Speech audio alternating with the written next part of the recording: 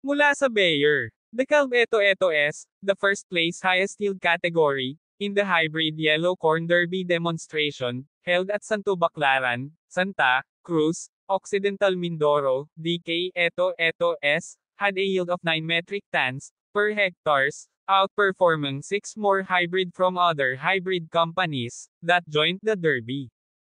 Kamais, panalong pang blockbuster Eto S. Trait VT Double Pro. Shelling recovery 84%. Potential yield 1.7 metric tons per hectares higher yield versus market standard. Key strength. Yield advantage 1.7 metric tons per hectares higher yield versus market standard. Blockbuster yield. 84% shelling recovery. Wide adaptability in wet and dry season. Better moisture stress tolerance.